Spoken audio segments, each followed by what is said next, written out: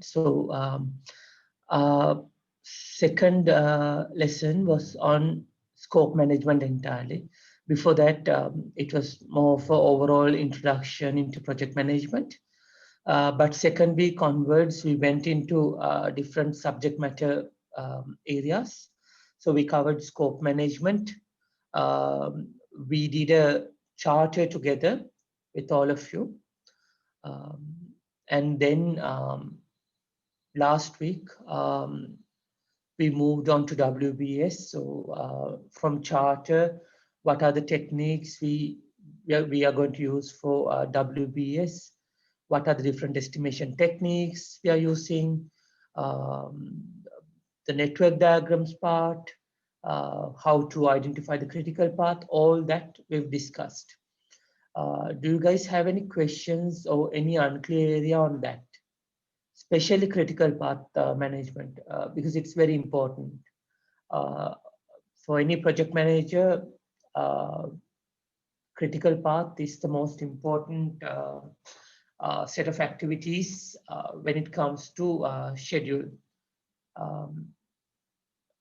Was it clear to all of you? Do you have any questions around critical path and how to determine a critical path in a network diagram?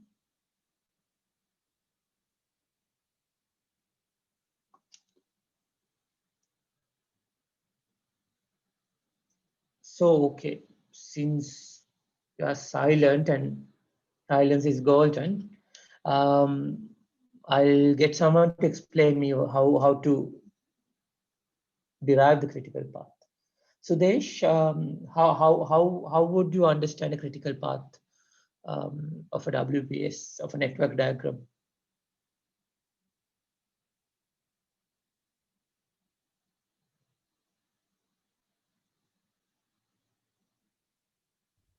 Basidu, good morning, Basidu. Good morning. Critical path is can say as the shortest, and there are no the path which doesn't have any floats. Exactly. So critical path is the path which does not have any floats, right? Now, how would you determine a critical path? What are the steps you're going to do in order to identify the critical path? Sachini, maybe?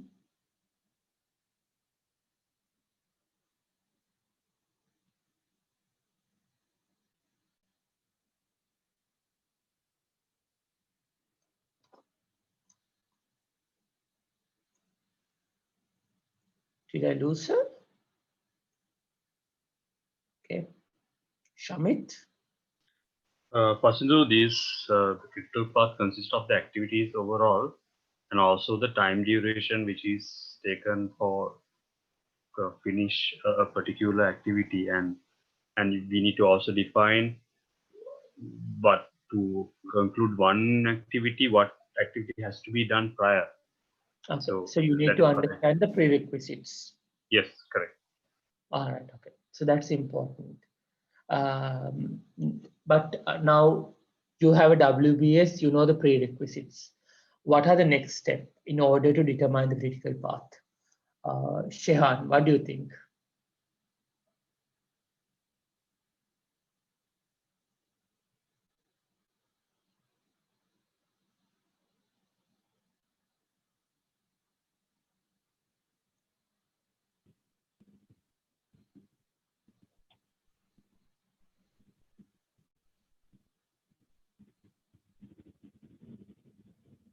Did you lose Shehan also? Shehan is here.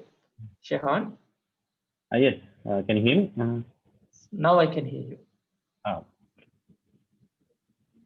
So first you have to distribute the responsibilities between your members, right? And then you have to start with the earliest task because yeah, so exactly. That's what I really wanted. So first step is to identify the prerequisites. Once you know the prerequisites of your WBS, you can create a network diagram based on the prerequisites, right? So once you create the network diagram, first step is to identify the earliest start and earliest finish dates. How you're going to do that? You're going to traverse your network diagram from your left to right. From start to end, you would put your earliest start and earliest finish dates. What's the next step? Sachin is back. So Sachini, now we've created our network diagram. We've calculated the earliest start, earliest finish for all the activities. What's our next task in order to determine the critical path?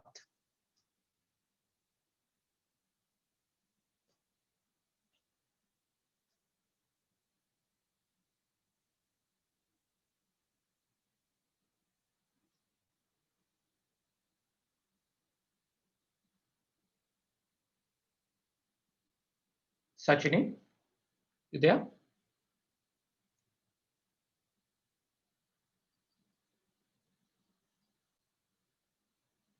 Anyone else, guys?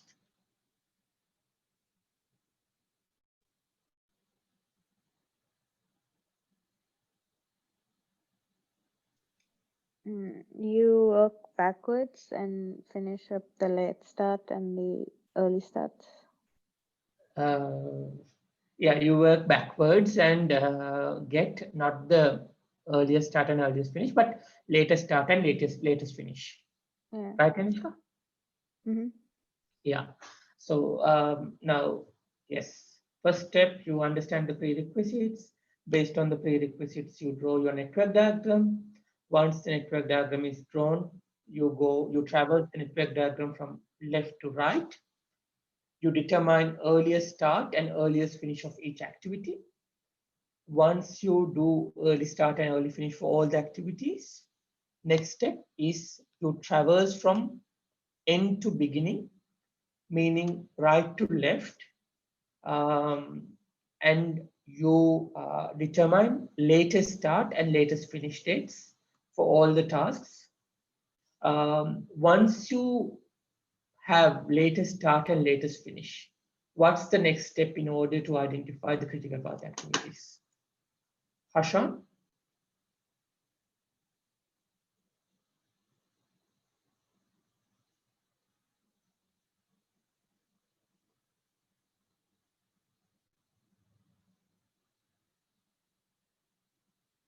Harshan, Rajita, anyone in that group?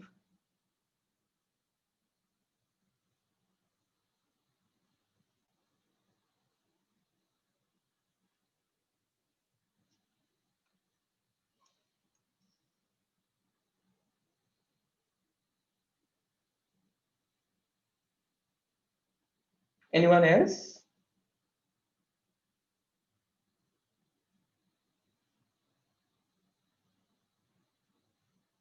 How do you calculate the float, guys?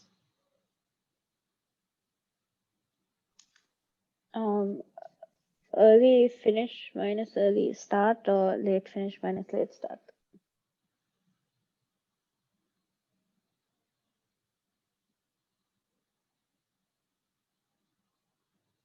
No. The other got way? me confused as Finish well. minus start. Finish minus start, right?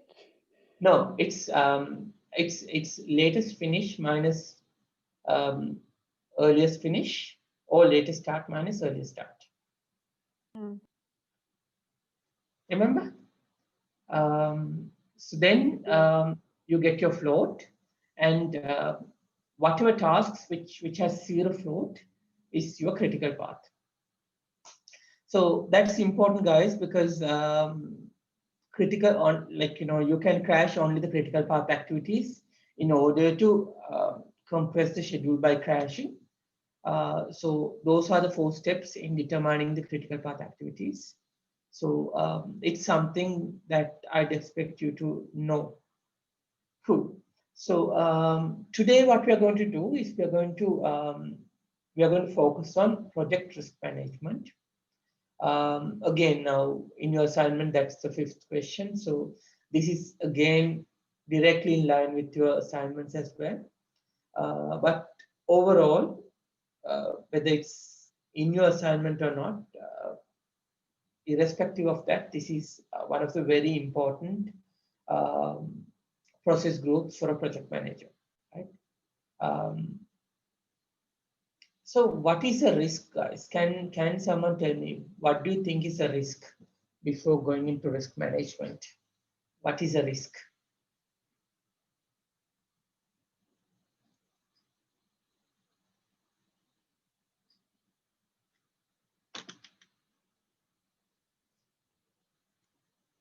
I know it's early morning, but I want you guys to involve in the discussion.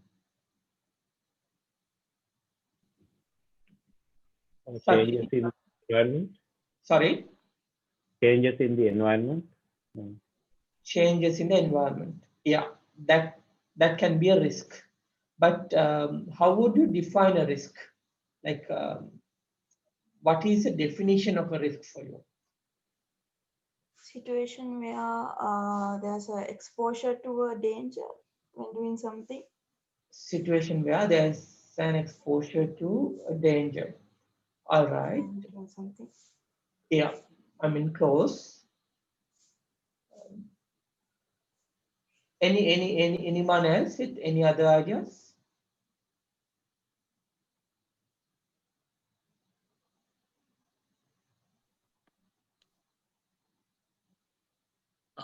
Anything that can cause a disruption to your schedule, a disruption or a delay, can be considered a risk. Okay, anything which can cause a disruption or a delay to your schedule. Future tense, right? Anything which can. Yeah. Yeah, it's there, but not really the one, not really the definition I was looking for. So any other tries?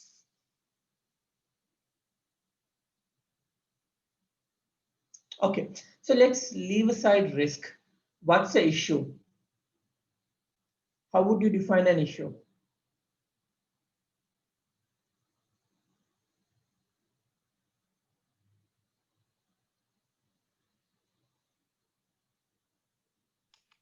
Some sort of threat, I guess.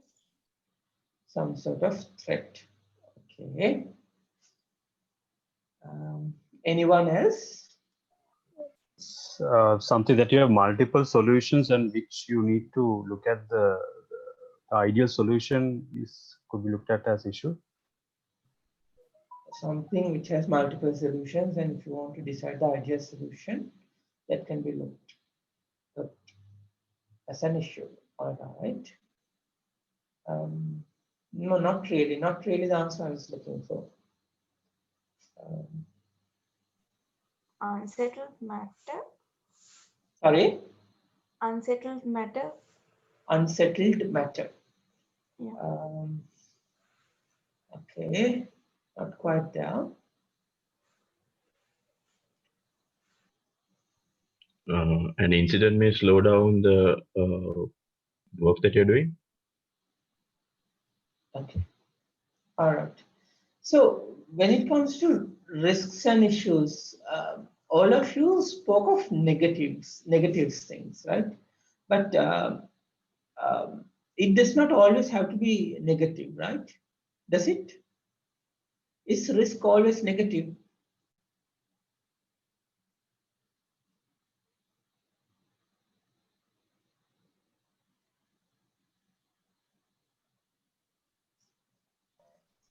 Based on the return that you get, I would say there's positive and also negative.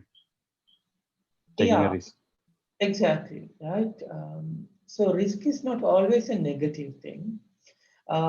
It can be a positive thing as well. For an example, right? COVID. I mean, it's one of the most unfortunate incidents that has happened that most of us have experienced in the recent past. But it was an opportunity for certain industries, like Pick Me, they started food delivery. It was an opportunity for them, right? And they made really good quick cash from that opportunity. So risk is not always negative, right?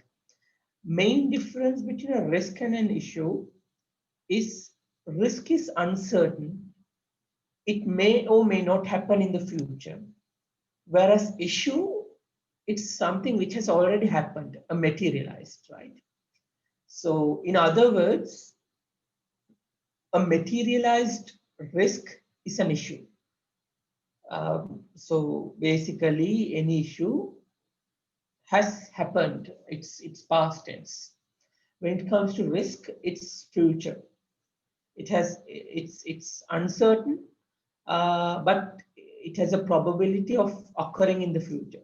So risk can be defined as an uncertain event that may or may not happen in the future, whereas issue is any event that has happened in the past.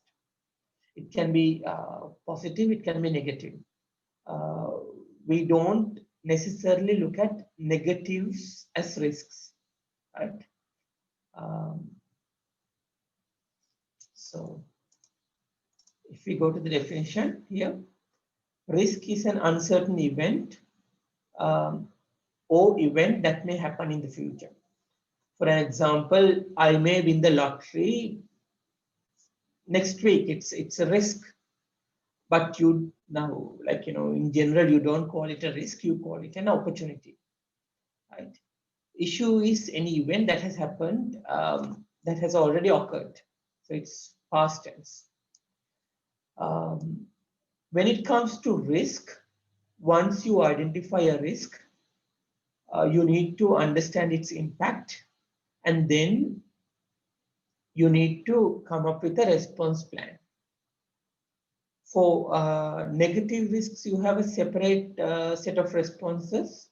For positive risks, you have another set of responses. Right? When it comes to an issue, since it has already happened, only thing you need to resolve it or escalate it. For an example, now we were doing this project for new building construction for Cancer Hospital, right? So in that project, risk would be that you may miss the deadline. You may spill certain activities past the deadline. That's a risk because it has not yet happened. Issue can be on your first phase, you missed a couple of activities to deliver. That has already happened. So because of that, that becomes an issue. Once you have an issue, you need to have an action plan to resolve it. So if you couldn't deliver 2 items in your first iteration, your action plan might be to work extra shifts and cover the missing tasks. Add more resources to critical path to make up for the lost time. Those are your action items to resolve it. If you can't, however, decide, or if you can't figure out a way to resolve it, then you need to escalate it to steering committee or someone above you so that they can take decisions on the matter. Okay. So are we all clear with the difference between risks and issues?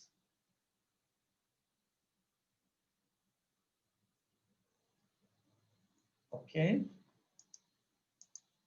Moving on. So you have threats and opportunities. Both are risks. Positive risks are called opportunities. Negative risks are called threats. When you have an opportunity, you would try to maximize the advantages of that positive risks. When you have a negative risk or a threat, you would try to minimize the impact of that negative risk. Right? So what are your response plans for opportunities? If you see an opportunity, what are your typical response strategies? Can someone tell me?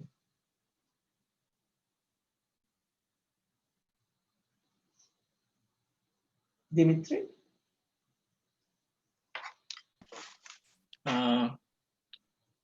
You try to capitalize on them, gain something positive from it.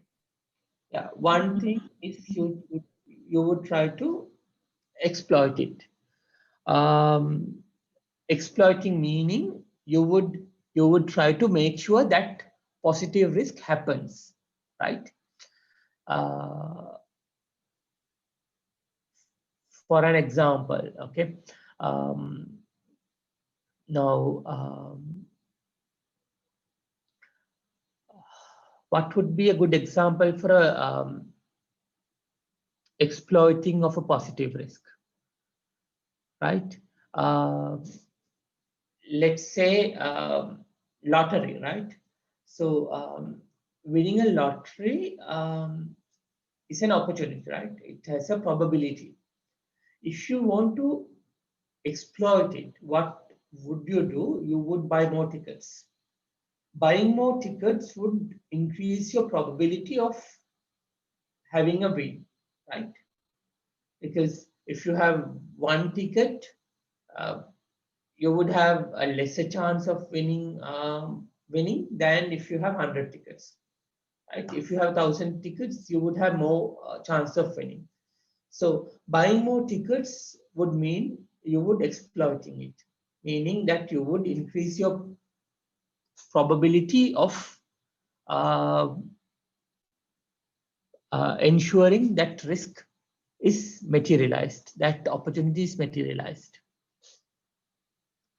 Then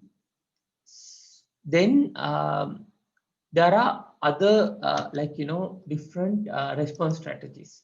So there are 4 response strategies altogether, right? First one you exploit, second one you enhance, third one accept, fourth one share, right? So ideally when you have I'm sorry, what I just explained was not exploiting, it's enhancing, right? Increasing the probability or impact of an opportunity, that enhancing.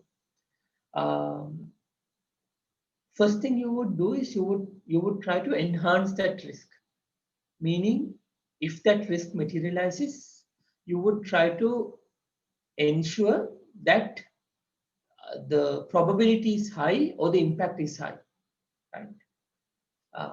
Second response strategy would be to exploit it, meaning you would not increase the probability or impact, but you would ensure that it gets realized, right?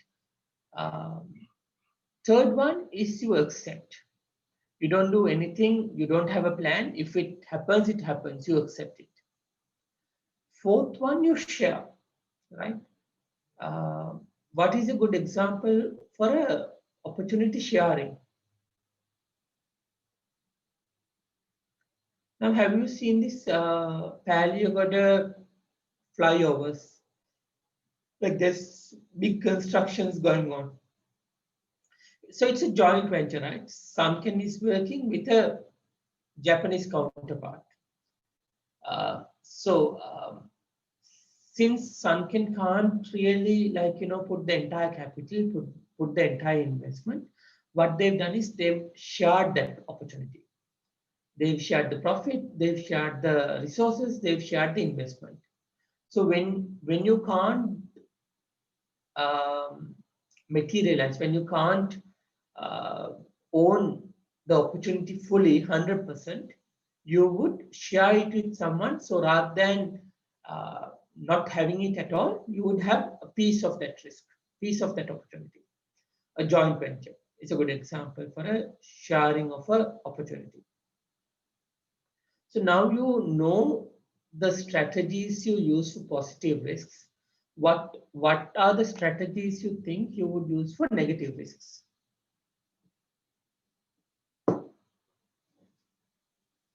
So for positive risks, opportunities, we said we would enhance, meaning increasing the probability or the impact of the opportunity. If it's a negative risk, what would you do?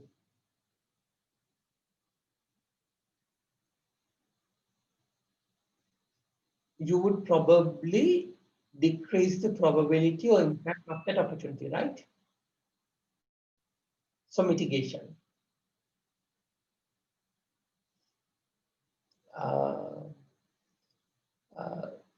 Second one, for opportunities, you would ensure the opportunity is realized. If it's a negative risk, what would you do? You would avoid it. So you would eliminate that risk from happening. Sometimes there are risks that you can't do anything. There's nothing you can do. Those you would accept. So accepting is the only common response strategy for both threats and opportunities, right? In opportunities, you would share. In threats, you would transfer, have someone else take the responsibility for the risk. So if we take an example for threats, let's take car insurance for an example. So you have a car, that when you drive a car, there's always a risk of meeting with an accident, right? So if you want to mitigate the risk, if you want to reduce the probability or the impact of the risk, what would you do?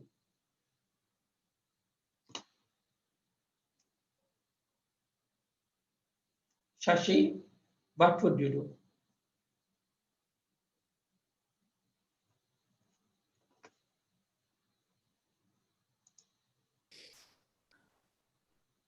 First, maybe I will drive safe and maybe I put on insurance. Okay. So insurance is a different response, but drive safely, right? What would you gain by driving safely? You would reduce the probability of the impact of the risk.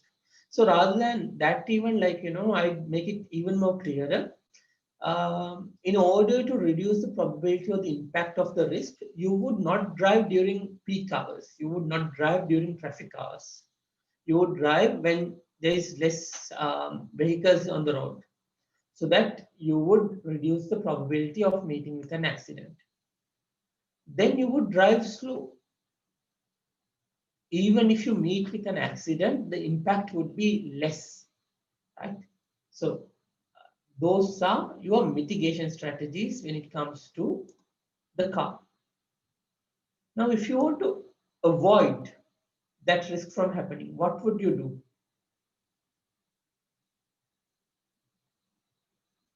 Shashi?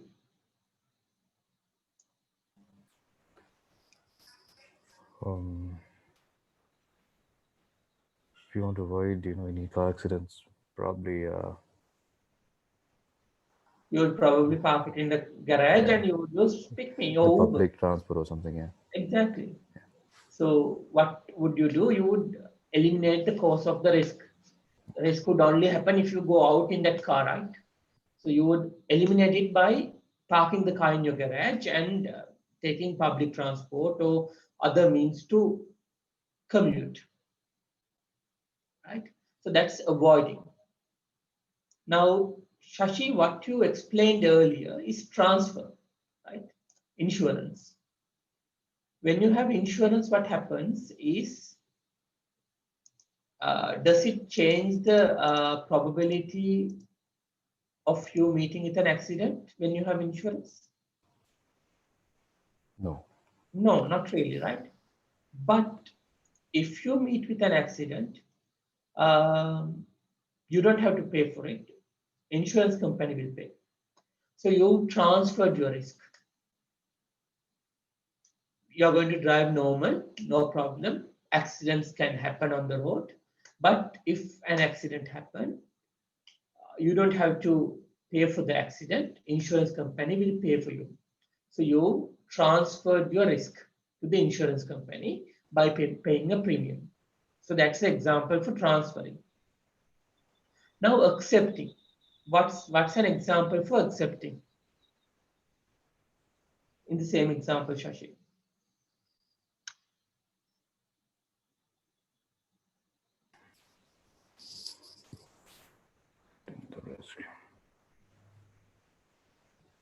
basically you would drive the car without with the bare minimum insurance, third party.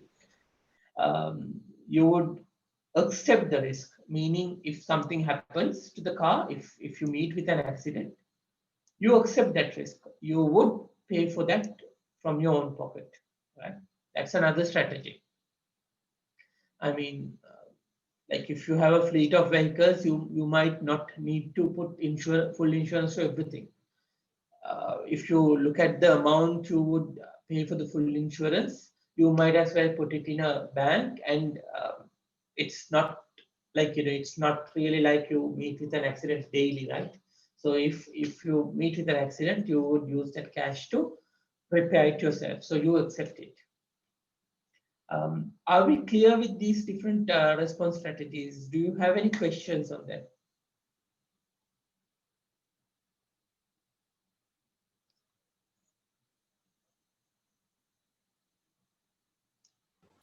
It's clear. All right, good.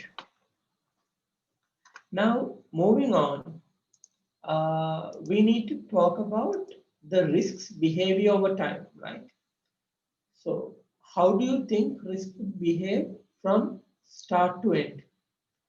When is the risk highest to a project? At the beginning or at the end of the project?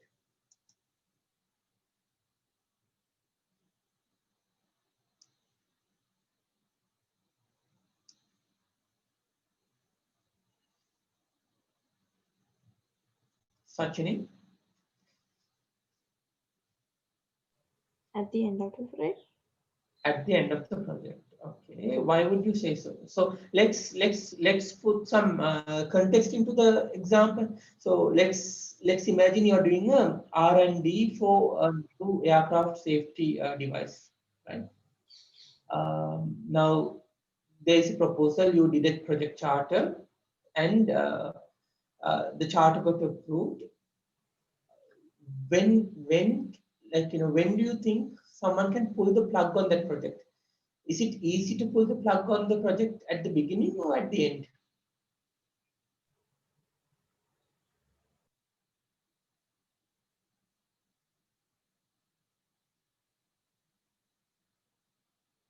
Sachini? At the beginning, it's easy, but if you have completed 75% of the project, so how can you go back again? Like it's hard. You have to do it all over again. So the Exactly. risk is high. That's what I think. Okay.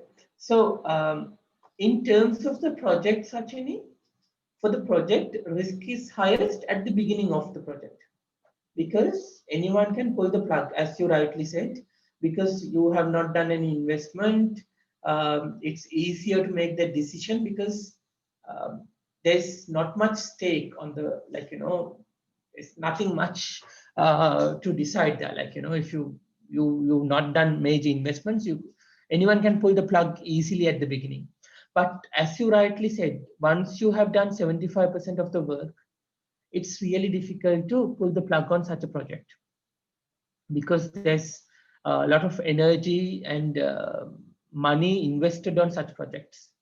So then it's difficult to pull the plug. So for a project, risk is highest at the beginning, lowest at the end, right? What does this tell you? At the beginning, you would have to look after the project very carefully, or rather more carefully than you would do at the end of the project, right? It's the same thing. Let's say you have a newborn baby. I mean, you wouldn't you would do all these safety precautions, right? You would put them on a cot. You would you would not take your eyes off the baby, all that. Once the baby grows up, it's a different story altogether, right? So same thing. Even when you have the first child and the second child, same thing. You would not put the same effort you put for the first child for the second child, maybe. I don't know. It might be different from parent to parent, but generally, because you've gone through it, you've known it, so it's like, it's not that difficult per se. So for a project, risk is highest at the beginning, and over time, the risk for the project would decrease. Right. Now let's move on to what Sachini said. What Sachini said is not the risk for the project, but impact of the risk on the project, right?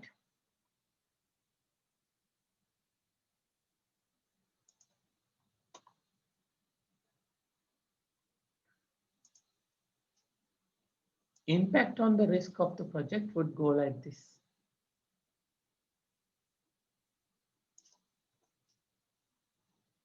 Right? At the beginning, if there's some risk materialized, what's the impact? Less, right? Because you haven't done much work, you haven't done any investment per se. So if a risk materializes, the impact is less. You can pull the plug, you can decide another course of action, you can select another alternative. So there are a lot of options available for you at the beginning without much cost. But at the end, if you realize a risk, cost is highest, right? So impact on the risk for the project grows over time. Risk for the project declines over time. Is it clear, guys? Sachini, does that make sense? Yes, Pradeep. All right.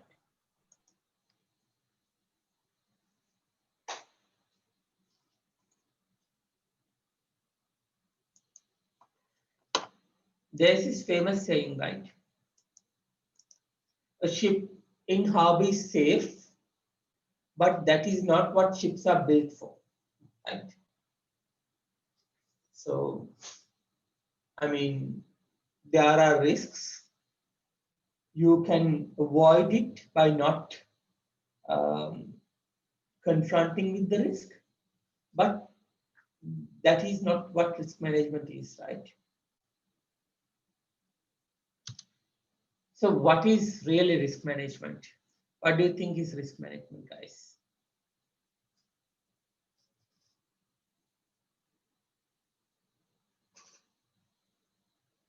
So risk management in, like, at least in the project management context, is a formalized way of identifying risks, planning for those risks,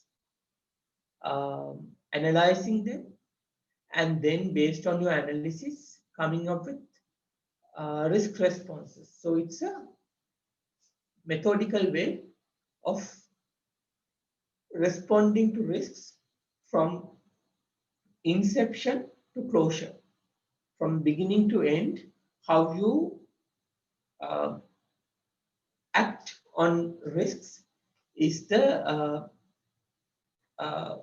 sub-process group of project risk management. So when it comes to risk management process, there are 7 sub-processes, right? So the first activity in risk management is to plan for risk management. What do I mean by planning for risk management? This is my first activity. Planning for risk management. What is planning for risk management? Can someone tell me? So we did planning for scope earlier, right? So planning for risk management is simply to come up with a plan to manage your risks. What are the tools you're going to use for risk management? How frequently you're going to report them? How frequently you're going to review them? Who is your escalation points? Who are the risk owners? How you are going to follow up on risks? So that's your risk management plan, right? So planning for that is basically covered in the plan risk management sub-process. Once you have a plan for risk management, you come to second step. Second step is to identify risks. How would you identify risks? Now you're doing a project. How would you determine risks for that project? Hashan?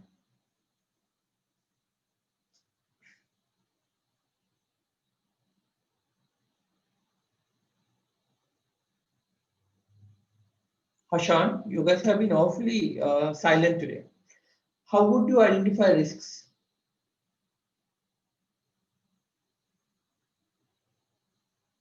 Let's take the example that like we've been doing so far in the class, the construction project or the concept project. How would you identify risks?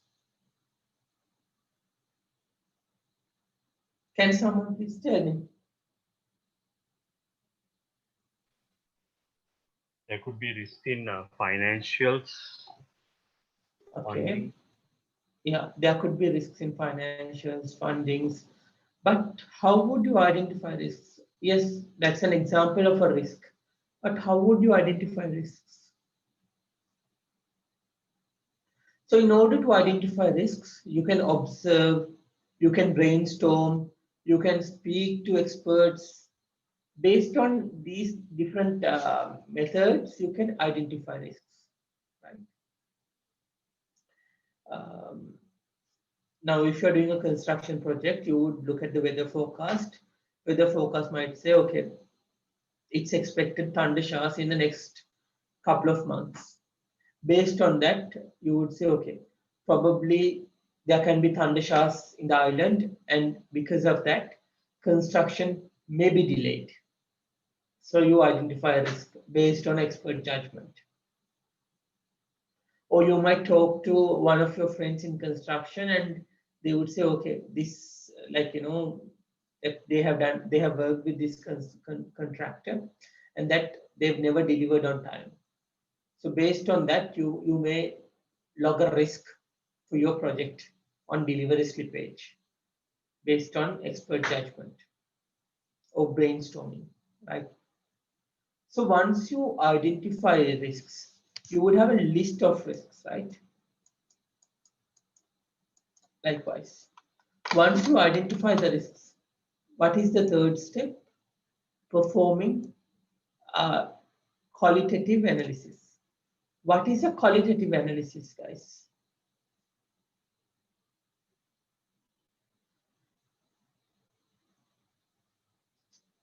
So now you have a huge list of risks. So you can't granularly look at all of those risks. So at a high level, qualitatively, you would look at the risk and you would analyze it. You would say, okay, this is a high risk, this is a medium risk, this is a low risk. Likewise, you would segregate the risks. That's your qualitative risk analysis. We use a tool called Risk Matrix for that. And I will explain that in like, you know, during my later slides, okay? Once you do the qualitative analysis, then you do quantitative risk analysis. This is your first step, right? What is quantitative risk analysis? Now, on qualitative risk analysis, you understand your high risks, critical risks, medium risks, low risks. Likewise, you segregate them. Now, on the high risks or critical risks, you do a deep dive, meaning you would analyze them further. You would say, okay, what is the probability of this risk materializing? If this risk materializes, what is the impact I'm having? So that's a quantitative study, right? So first you plan for risk management, then you identify your risks. Once you identify the risks, you do a qualitative study. And on the qualitative study, you would segregate the important ones. And for the important ones, you would do a deep dive, a quantitative risk analysis. And now you come to your fifth stage. Fifth stage of risk management process is coming up with a risk response plan. Planning for risk responses, right? What do I mean by planned risk responses? Now, you did a quantitative analysis on impact and probability of your critical and high risks. Based on that, you need to have a mitigation strategy for your threats, exploitation strategy for your opportunities. So that's your risk response planning, right? Once you have the risk response plan, then you would have to implement it, right? Implementing meaning executing that plan.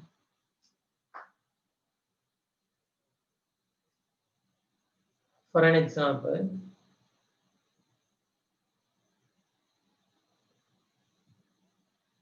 you realize that there's a risk of not meeting the final go live date because of delivery slippage. That's a risk. There's a probability of missing the deadline. Now, for that, you would create a mitigation strategy. What would be your mitigation strategy? If there's a probability of missing the deadline, what would be a mitigation strategy? Can someone tell me?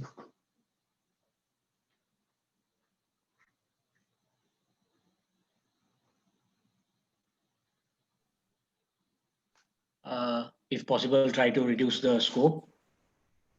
Okay, that's definitely one way to go about it.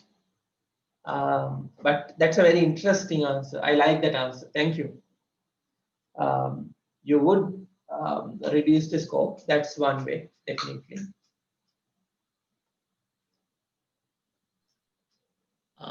Increase resources allocated for that task, which is at risk. Correct. That's also valid. So there are 4 methods which we discussed last week. One is reducing scope.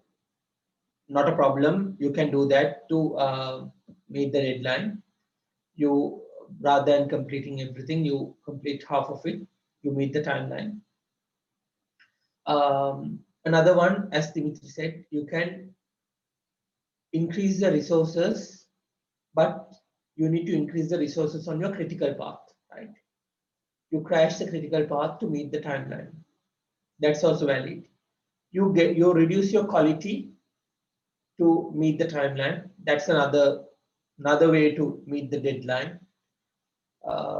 Another way to meet the deadline is, the fourth way to meet the deadline is pretty much parallel tasking, which is also known as fast tracking. Doing activities simultaneously so that they would finish sooner. So now let's say your plan was the risk was missing the deadline. So your mitigation strategy is to put more resources. Implementation would be to add more resources and expedite the project. It does not stop at execution. You would have to monitor it. That's the final state of your risk management process. Even though you add resources, still maybe you might not get the expected results. So you need to monitor constantly for the risks or additional risks which would happen because of a mitigation or contingency plan. So these are your 7-step risk management process. Any questions on this?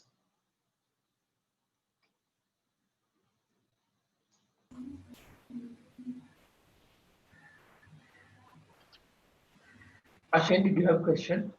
Possibly, what's an example for a quantitative risk analysis?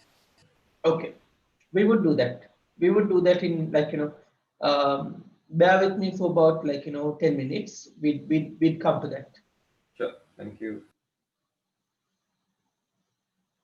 Okay. Now,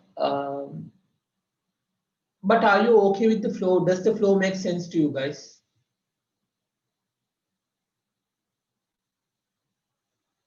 First, you have a plan for risk management. Once you have a plan, you identify risks.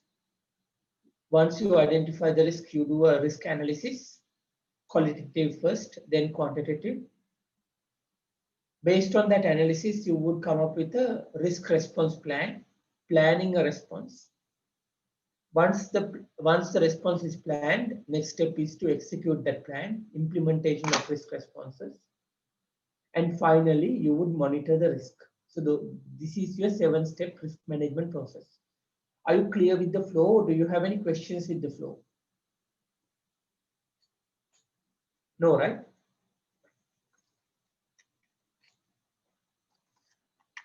All right.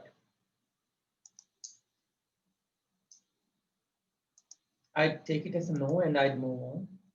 What are the tools that you would use in risk management?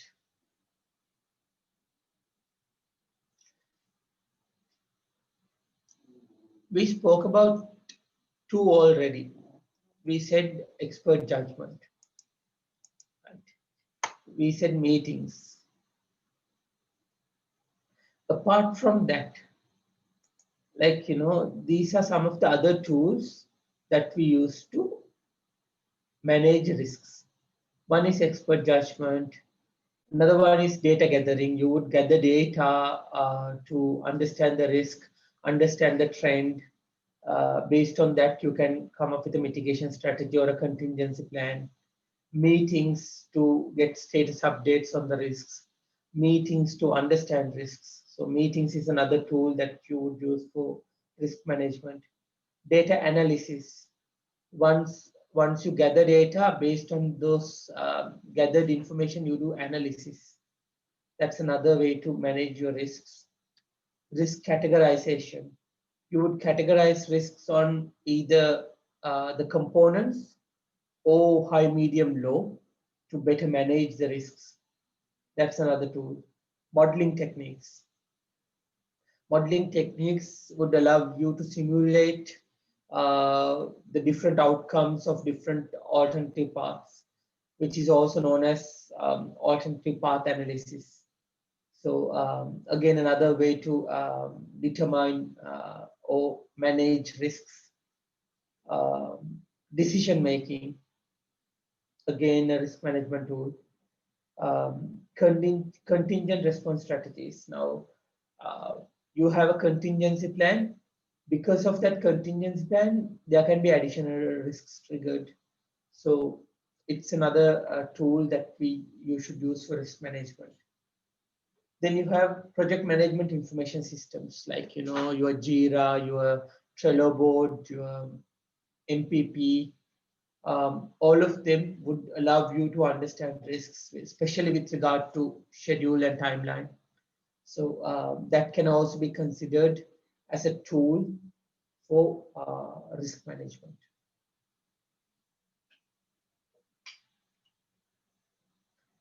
So just to be clear, these are just some of the common tools for risk management, but this is not a comprehensive list by any means, but these are very common tools which we are using in risk management.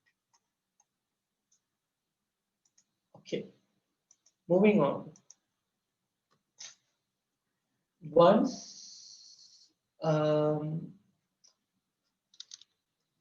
So once you identify risks, you do a qualitative risk analysis, right? So this is a qualitative risk analysis. You would categorize your risks based on low, moderate, high, extreme.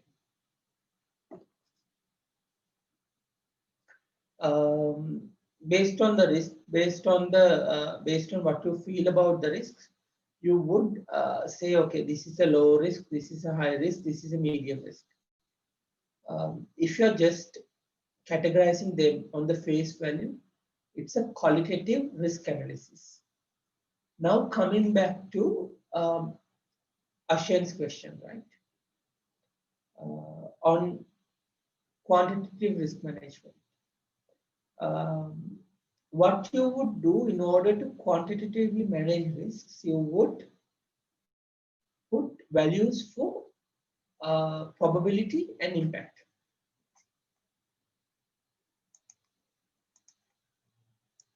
So consequence is impact, likelihood is probability. Right? So you would rate all your risks from highly unlikely to almost certain, and impact from negligible to catastrophic. Based on that, you would map all your risks in this this matrix. For an example, if you take, let's say you are having a hotel, right? You are having a hotel. What is a good example for a level 5 moderate risk?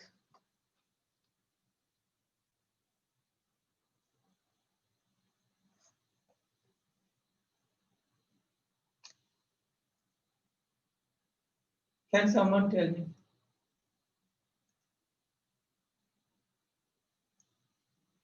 Shashi?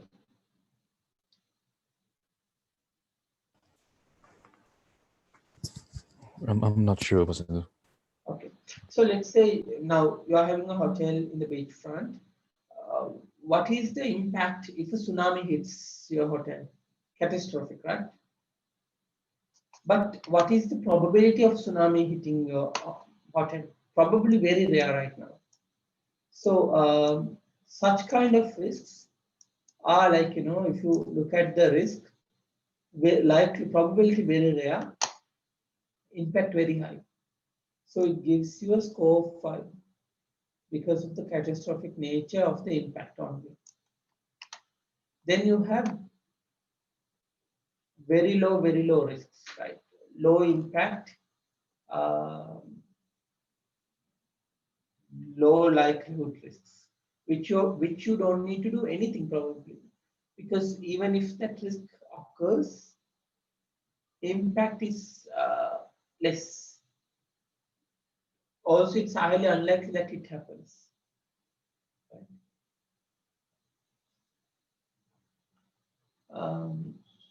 Also, there are risks which are almost certain and has a catastrophic impact. Right? Those are extreme risks. So you would 5 for impact, 5 for probability. You would get your 25. So this is a quantitative analysis. For each risk, you have a likelihood, you have an impact. So you put those two values and you multiply them to come to arrive at your risk exposure. So this 1, 2, 3, 4, 5 values are your risk exposures. Based on the risk exposure, you categorize them as extreme, high, moderate, and low. So that's a quantitative study. Does that answer your question, Shashi? Is that clear, or is it not clear still? Yeah, it's kind of makes sense. Yes, thank you.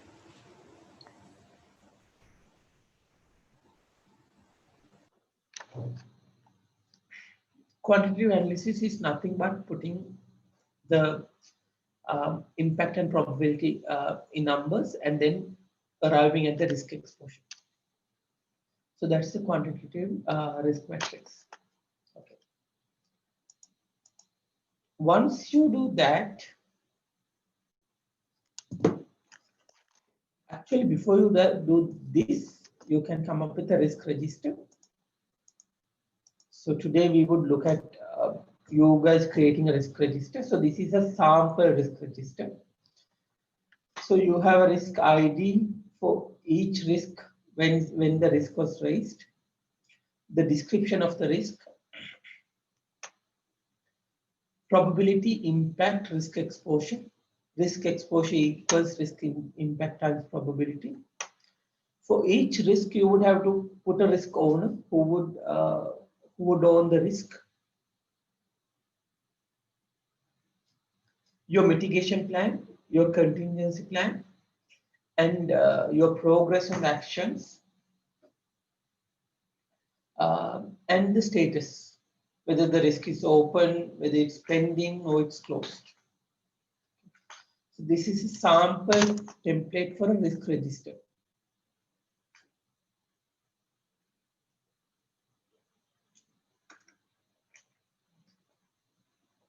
Now, what I do generally in my projects, I also maintain a similar risk register. Then I would sort my risks by exposure. And then I would filter for different people, risk owners, and based on the different owners, I will follow up with them on the risk status until risk is closed. Right. So this is a really useful tool when it comes to risk management. There are two other tools in order to identify your risks. One is SWOT. You guys are familiar with SWOT, right?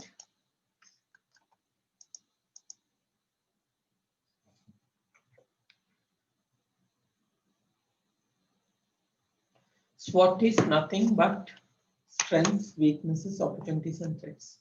For an example, if you're doing an expansion of your business, you would do a SWOT analysis to understand what are your strengths, what are your weaknesses, what are the opportunities you have, what are the threats you have. You would capitalize on your strengths. You would probably minimize or avoid the weaknesses. You would maximize the opportunities and minimize the threats in any project that you're going to undertake. So this is a really useful tool when it comes to risk management. And then you have another tool called PESTEL analysis, right? Again, PESTEL analysis is also very important especially when it's a project about a different territory. Right? For an example, if you want to expand your business to another country, you do a PESTEL analysis. It categorizes risks in 6 different aspects: political, economical, social, technological, environmental, and legal. So for an example, let's say in my case, I'm working for Camso. If we want to put another plant in another country, let's say in Korea, we would do a PESTEL analysis. We would say, okay, what's the stability of the government? Is it corrupted? What are the tax laws? What are the labor laws? What are the trade sanctions? What are the restrictions? You would analyze the political side of things. Then you would do an economical study, right? What is the economic growth? What is the forex? How has the currency done in the past 5 years? What are the predictions for the current currency's performance? Based on that, whether it's worth to invest in a country like that.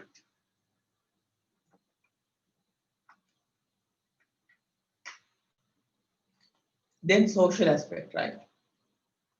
Now you're going to put a plant in Korea. How are you going to recruit people? Do you have enough young generation in the country? What is the age distribution? What is their attitude towards career? Are they okay to work? Or are they like, lazy people? So all of these are your social aspects. Then technological aspects. How easy it is to get parts to your machine. What are the automation or what are the technological capabilities you have in the country? Whether it's worth investing them. Environmental. What's the weather like? What's the climate like? What's the impact on the weather and the climate on you? All that. Legal aspects, finally. What are the labor laws? What are the law of the country, law of the which you need to adhere to. So all of these would help you segregate risks in different segments. And then based on these segments, you can address multiple risks together. That's the advantage of doing such analysis. Okay. So these are the things I actually wanted to cover today for risk management, right? Do you guys have any questions on what we covered so far?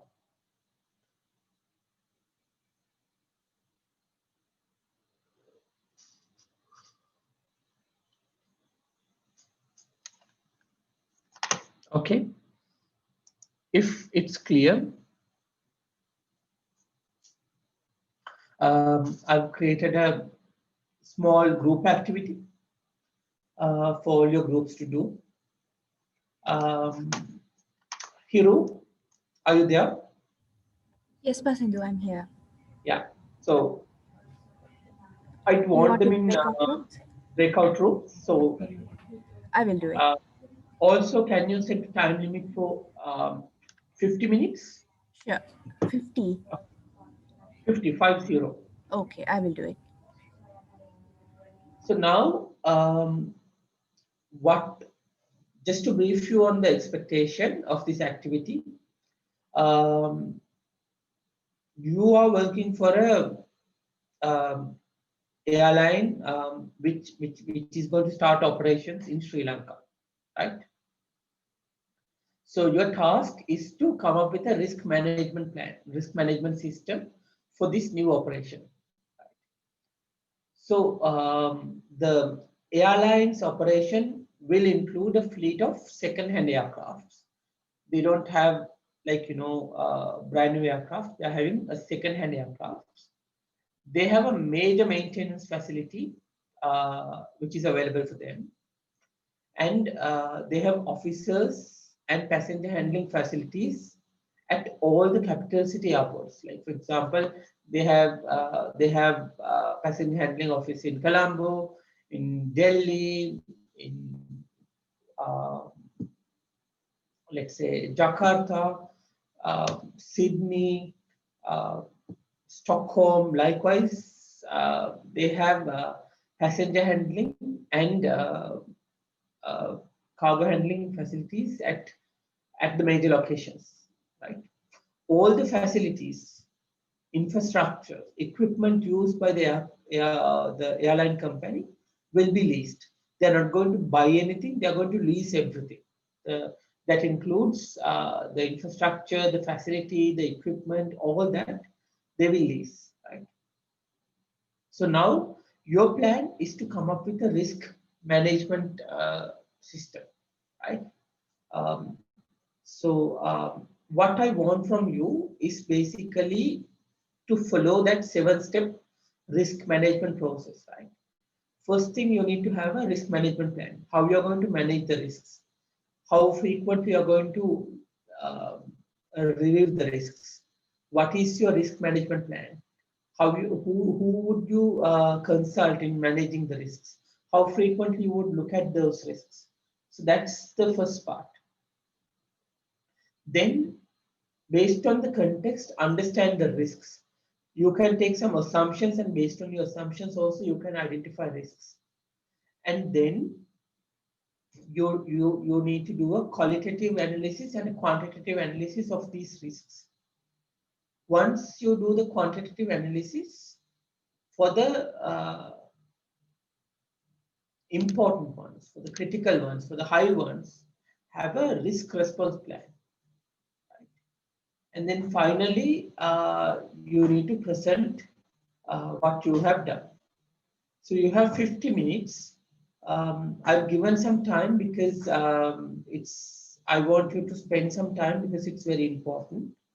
I'd also visit you guys. I would like you to create about 5-6 slides on this. So you should get a breakout invite soon, and you can start working in groups. Hiru, can you arrange the breakouts? Yes, Basindu, I'll break rooms. Okay, and when you do the timer, can you do 40 plus 10? As in, like, they would get 50 minutes for the exercise. In 40 minutes, they would get a countdown saying they only have 10 minutes. Pasindo, Yes. not sure how to put a timer, but I will look. Okay, so 40 minutes from now, no? Yeah, for the entire exercise, 50 minutes. 50 minutes, 40 minutes he wants, and we have to give say that time of 10 minutes. Okay, I can broadcast. Okay, manually time it. We'll manually time it. Sure, Jeremy.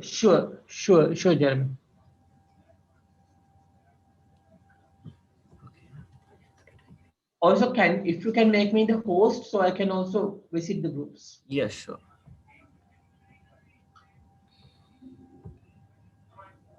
We'll assign you to a group now. And then I think after that you will be okay, no? After that, I think. Probably, yes. Yeah. If you have issues, though, you can always. Sure. We'll give you a shout. Okay.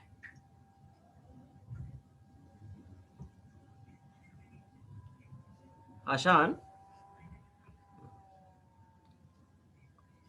Okay.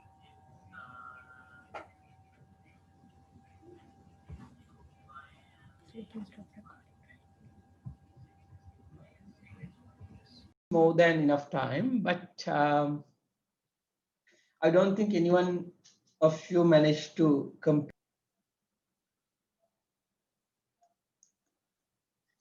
Okay, let's do the presentations, and after that, let's do postmortem. I have 2 suggestions. We'll start with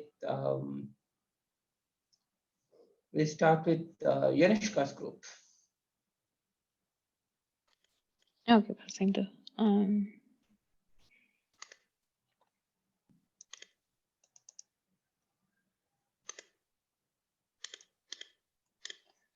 Yeah, so our airlines, Fly Lankan, we've got a fleet of 6 aircrafts, 2 ATRs, 4 A320s, 2 used for cargo. And then we said like our routes will be pretty close to India, Middle East, Maldives. And then everything else from passenger handling to maintenance, it's going to be all outsourced.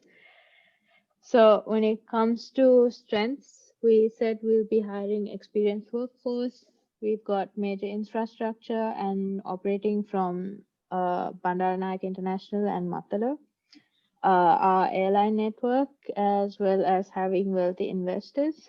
Weaknesses would be our outsourced facilities and maintenance, and the fact that we'll be having a second-hand fleet. Opportunities, we can cater to both international and the domestic market. And there is discussion of reciprocal green lanes. We can move cargo and do repatriation flights as well. Threats wise, right now with Corona, closed borders from a lot of prime markets, then passengers have a fear of travel.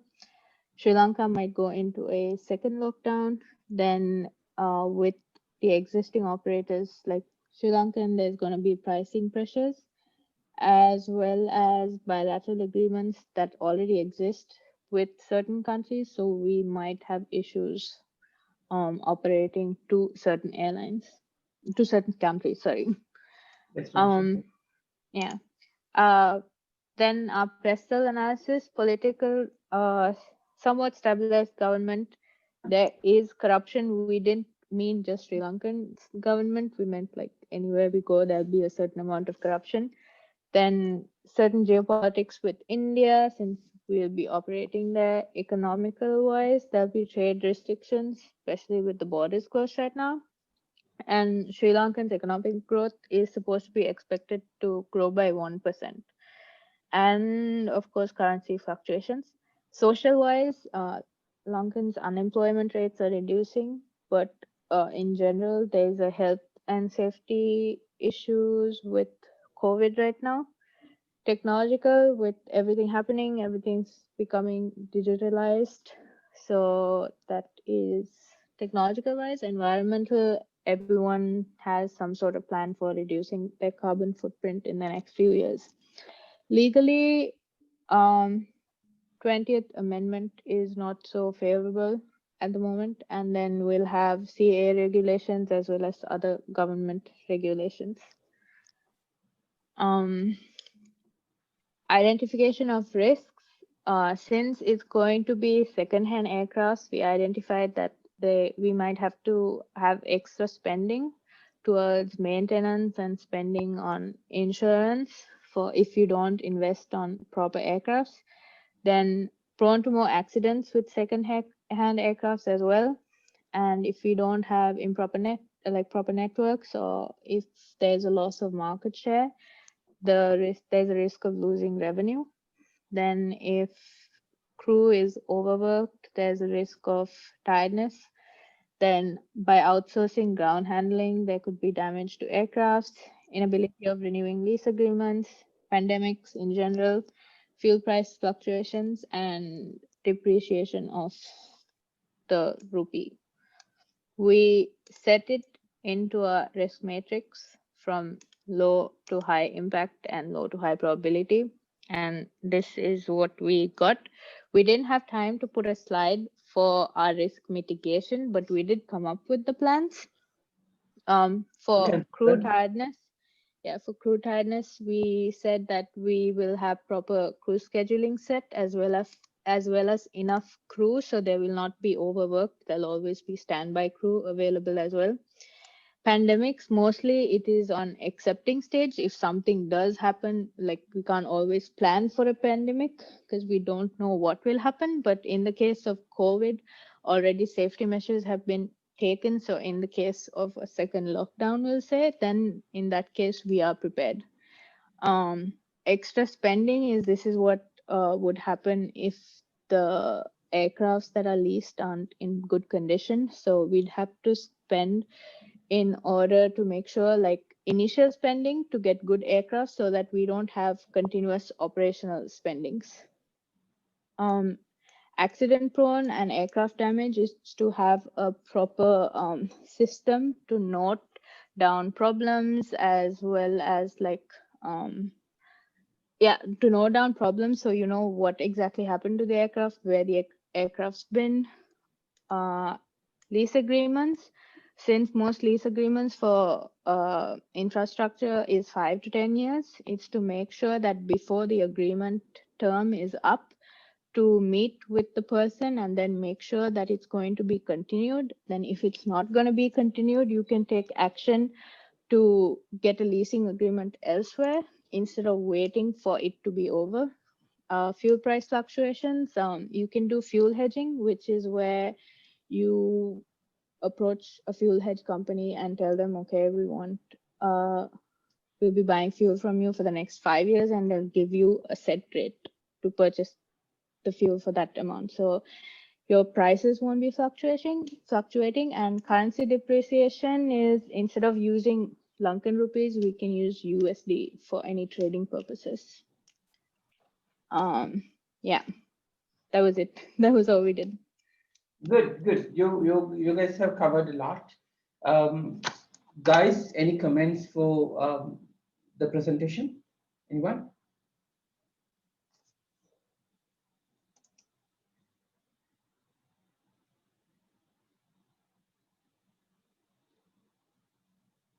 Okay. I have a few comments. I'll come back to it later, Yanushka, because in the interest of time, I want others to present as well. So next, we can go with Ashen's group.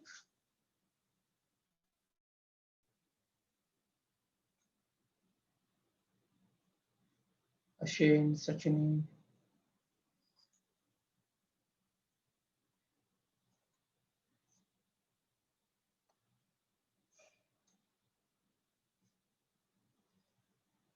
Ashen, can you present?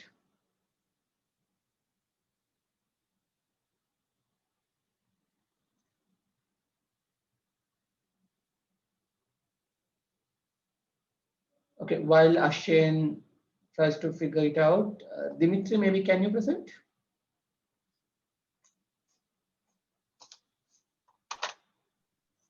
Yeah, sure. Hang on. Screen.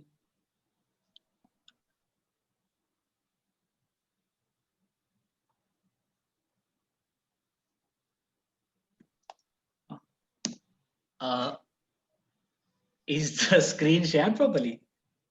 Can you Yes. see? Yeah. Okay. So we came up with a risk management plan. It's a wide scope plan for the risks involved and how we'll go about them. So first of all, we considered how we will identify the risks with the airline. So initially we'll do things like brainstorming, get observational data, carry out meetings with all the relevant parties. We'll turn to expert judgment from the industry, previous operators and things like that. And we'll carry out a PESTEL and SWOT analysis to identify the risks involved with an airline. Then secondly, we'll consider all those risks that we have found and we'll give them ratings, classify them according to probability and severity. Thirdly, we would come up with a response plan for all those risks. The response plan will include a quality assurance department, which will ensure that we maintain quality standards and safety standards.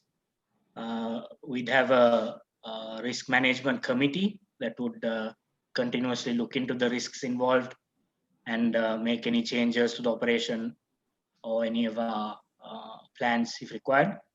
And we would come up with a safety management system and or manuals to define how we would handle risks with the operation. Then we create a risk register to get an overview of everything. And to monitor how everything goes, we'll have meetings, audits, check out budget and schedule to see that everything is as planned. And we'll use software and progress follow-ups to look into all of that. Then we try to assign all the risks to a risk assessment matrix. This will cover the qualitative and quantitative factors involved with the operation.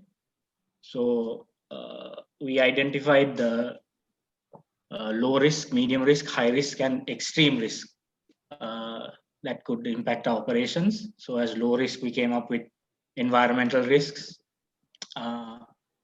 service standards, that is how we operate the airline, whether the customers like it or not, and how we comply with authority requirements and recommendations. We put that as low risk because any airline has to conform to the authority, and generally the authority doesn't give you requirements that you can't meet. Going on to medium risks, outsourcing is a medium risk because it's not entirely under our control, but then again, we will be outsourcing to suitable parties, so that's a medium risk. Political factors is also medium risk, but then again, we consider this in our initial PESTEL analysis. Changes in costs are inevitable, and we will have to adjust for them. Those will also be medium. And there will always be competition from other airlines, which also we classify as a medium risk. High risk things that we considered were using old aircraft tends to be a bit of a high risk due to maintenance issues and safety. The airline industry always has high risk from security threats and terrorism. That's always a high risk when you operate an airline. And there is also the possibility of accidents, which is also high risk because of the outcome of accident. It has severe impact on airline. And extreme risk, which can pretty much close down airline, is non-compliance with whatever the authority lays down, and obviously safety and quality. If you compromise in the airline, that can have catastrophic results. Yes, these are our final slides, so they look ugly. Our planned responses for risk and the implementation will include, we won't compromise on safety or quality. This is something that all airlines go through. we maintain our standards. We will use insurance in case that something does go wrong, it will be insured. We'll use code sharing. So because we are a small airline, if something happens, we can always transfer passengers to a code shared airline to continue the operation without too much disruptions. And if that also doesn't work out, we will have agreements with hotels and hospitality schemes so that we can keep our customers happy in the event that something that we haven't looked into comes up as a risk. And lastly, the monitoring phase, as I said before, we'll have periodic meetings with all the concerned parties to see that everything is going according to plan. We'll use software and whatever tools are available to monitor these things. We will have performance surveys to see what the customers think of us and how everything is going. Trend analysis is used in airlines just to see that everything is going smoothly. We will have audits that will look into our budget and schedule to see that all the risks are being covered and looked into accordingly.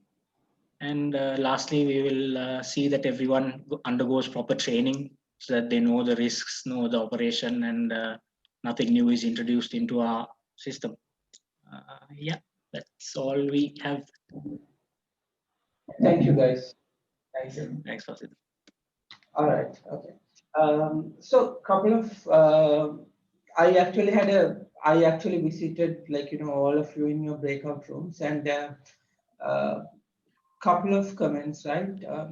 Especially when it comes to wording a risk. I think we all need to improve. For an example, if you say use of second-hand aircraft as a risk, it does not make sense, right?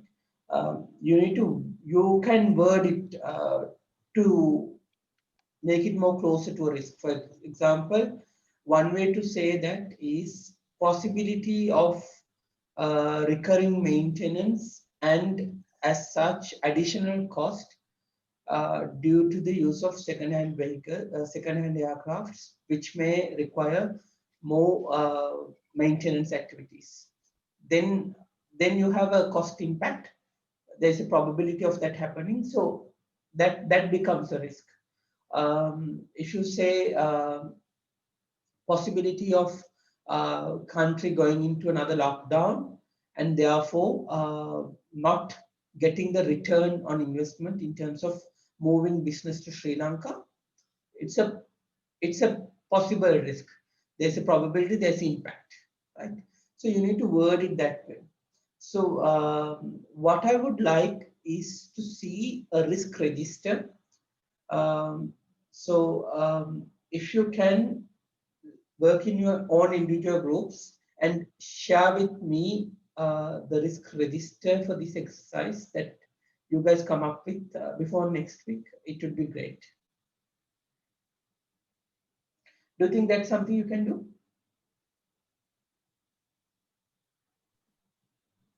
Yeah, sure, Vasindu. Next week. Got it. All Thanks. right. So this is for everyone, right? All the groups.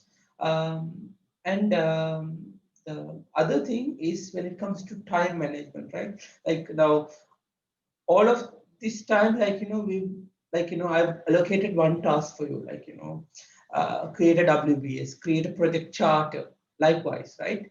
So it was easier for you. Now here you had multiple components, right?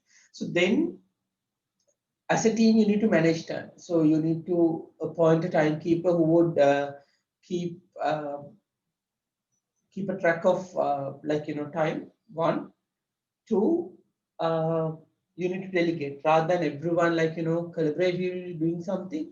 Maybe it's a good idea to delegate activities, and then for example, now this is a 50-minute task, right? So you can agree 20 minutes you would do individually.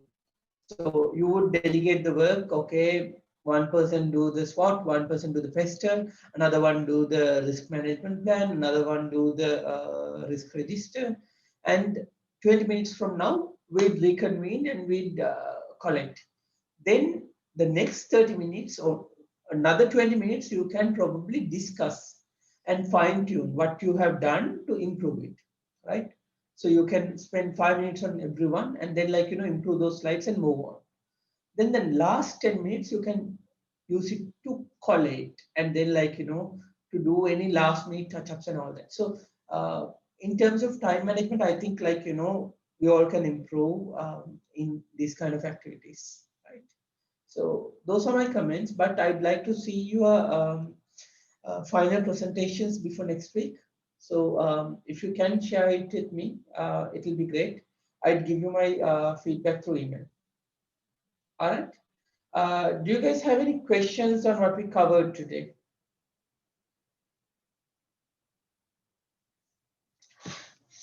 All right. If you don't have any questions, we can wrap it up. Sorry for taking 3 minutes extra, but I think it's for a good cause. So thank you all for joining, and I'll see you next week. Hopefully before that, I'd see your final presentations on this assignment. Thank you. Thank you, Basindu. Thank you, Basindu. Guys, stay safe. Thank you. Basindu. Bye.